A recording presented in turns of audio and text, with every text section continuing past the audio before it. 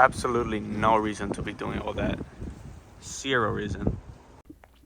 Hello everyone, welcome to part 3 of Accounting College Student Tries to Gamble Instead of Getting a Job.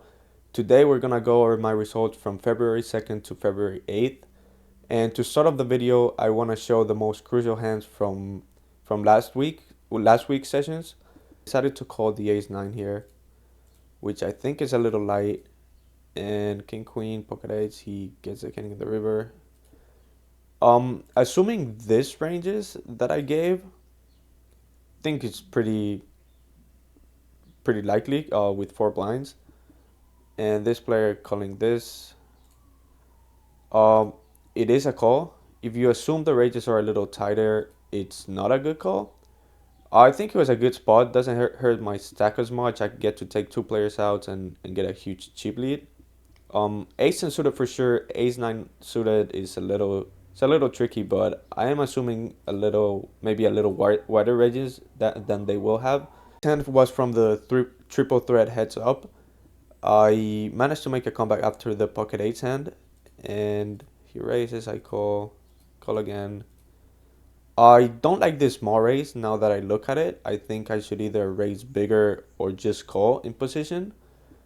And the river gives me an ace, and after I raise, I don't see him having much aces. I think he's more towards a 9 or a 10. So for that reason, I decide to value bet, and somehow he had ace-5. So not too happy about this hand, honestly. The raise on the turn is kind of sketchy. I might be able to 3-bet a pre-flop. I don't know, a lot of questionable stuff on this hand. I don't really like it. And lastly, I want to show this hand. I decided to call with the king-queen here, and he had ace-jack. And I guess it's a little plus V with this assumed range I gave. I don't think he's open jamming aces, kings, not queens or jacks or ace kings for the most part with 14 blinds. That's just my personal assumption. I think this range is fairly realistic, honestly. Here could remove something like this and this. Uh, very little edge here. I think I could have folded, honestly, and that's with my assumed range. The range might be different. Maybe he is jamming something like ace king and jacks, let's say, and queens. I don't think he ever jams this though. Um, yeah, it's minus V. So don't really like this call. Don't think this is a good play, honestly. I think I can just sit back and wait. This was 2 final tables of this tournament. So yeah, a couple of mistakes, couple of very low EV plays that I think I can avoid on final tables, and it might be what's hurting my ROI. So things to keep in mind moving forward.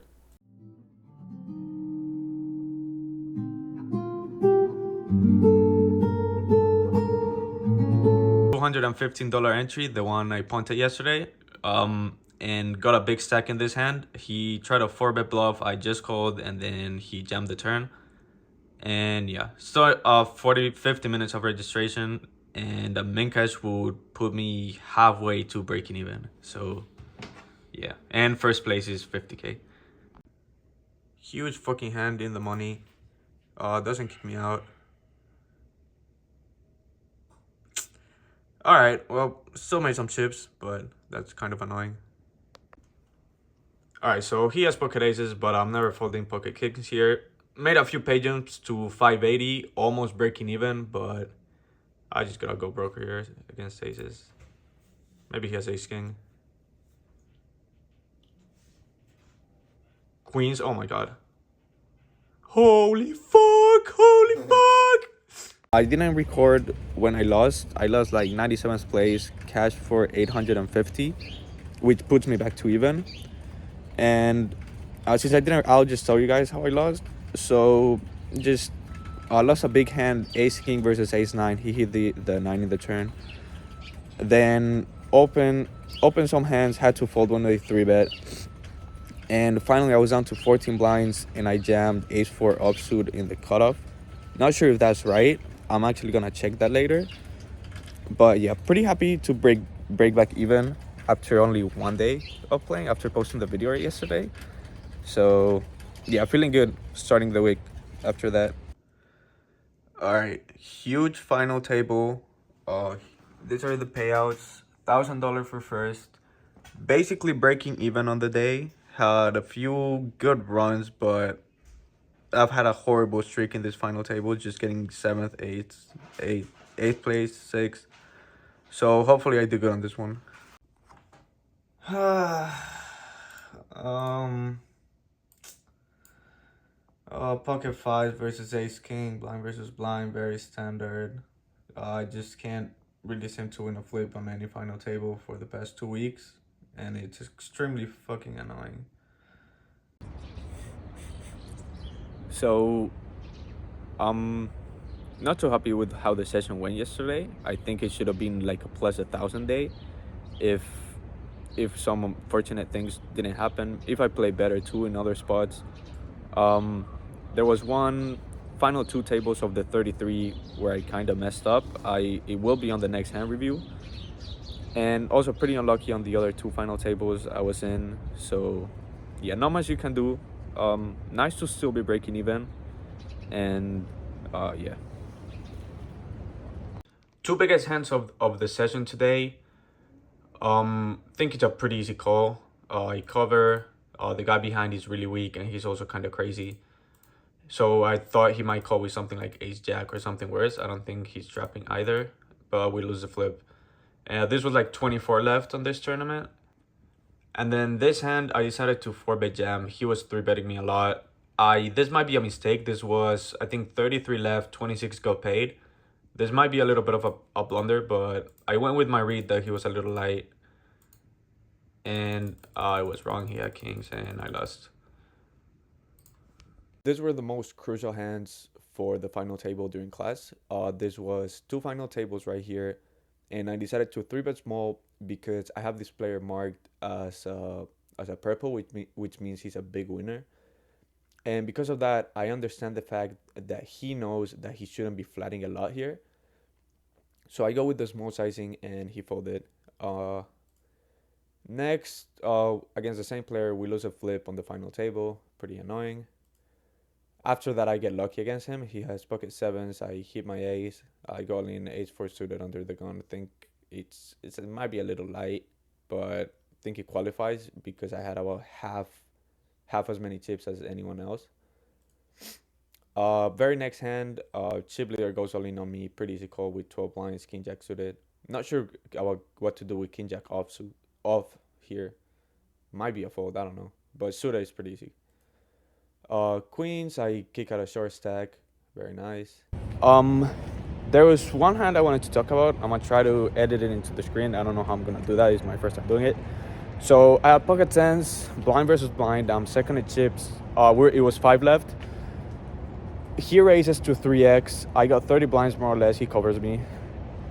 I go for a small 3-bet to 8. I thought I was inducing. I was trying to get him to go in with some ace 5 or something like that. I didn't think he was just gonna call. He calls. Flop comes ace 7 8. He checks. I bet 20%. He calls. Turn comes a king and it completes the flush. Check. River is a 6, I think. And he bet super small, like 3 blinds, and I just fold. And then after that, pocket tens hands is this ace jack, pretty standard. Yeah, and cash for 450, which puts me in a profit for the first time since week 1.